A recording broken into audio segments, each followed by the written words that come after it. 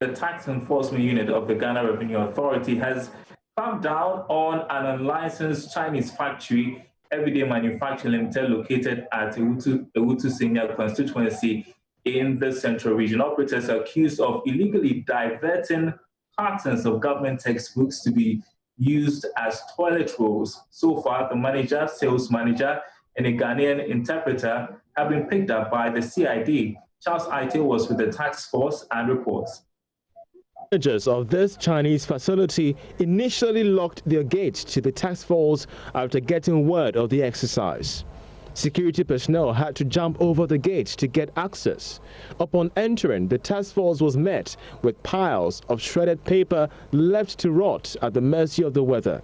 These shredded papers are from thousands of government-funded textbooks for senior high schools. Henry Ranford Mensah is the head of the GRA Task Force unit to this facility. These are copies of the exercise. They were supplied by somebody for security reasons, we wouldn't be able to name or mention. They were supplied to these entities. That is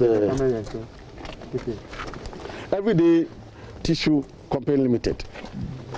That is the company that received these supplies. But you agree with me, if you want raw materials, why wouldn't you go out or import some if you don't have the raw materials? But a state-funded textbook is being used by an individual or group of individuals under the guise of doing business. We don't want that kind of business to be done at the expense of the state. Therefore, the law must take its course.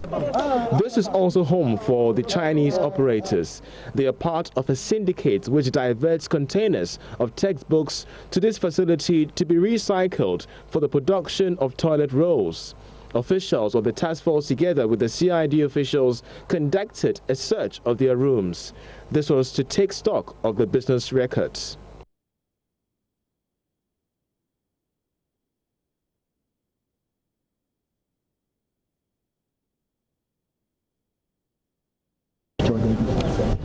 So I'm for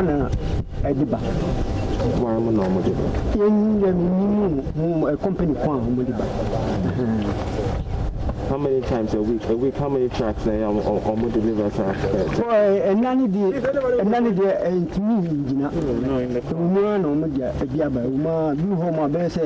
3 months, 1 week, and I said 2 weeks, and now different man this will be because of Bakufu farm.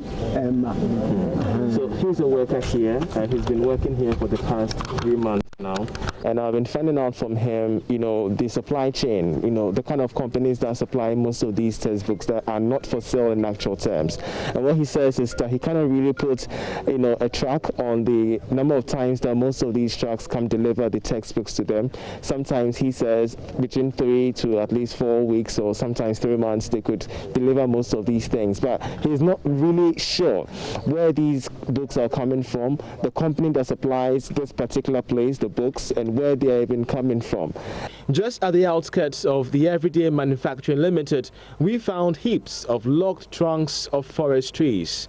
Joy Business gathers these trunks are provided by some residents at a cost, a violation of Ghana's logging regulations. What we are going to do is that we are going to cost these items, these books, and then weigh it against other records that we would peruse. We will look at the bank statement, we will look at the electricity bill, we will look at the cost of these bills, and put them together and have an idea of the cost. And once you are into manufacturing, it is your input that will determine your output.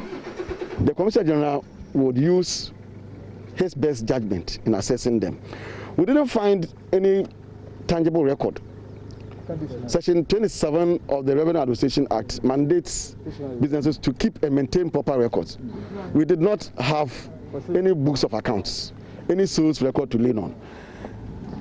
Section 41 of the Value Added Tax Act also indicates that in making taxable supplies, the supplier or the manufacturer is supposed to issue a VAT invoice prescribed by the Commissioner General. We noticed that they were using some papers, sheets of papers, in lieu of the Commissioner General's invoice, and that is contrary to the law. So in addition to the destruction of state property, which the police will handle, the Ghana Revenue Authority will move in to assess them. Any tax shortfall would face a penalty of 75% as penalty. The clampdown of Everyday Manufacturing Limited is part of a series of distress actions being undertaken by the Ghana Revenue Authority against tax defaulters and evaders. I'm Charles Ayete.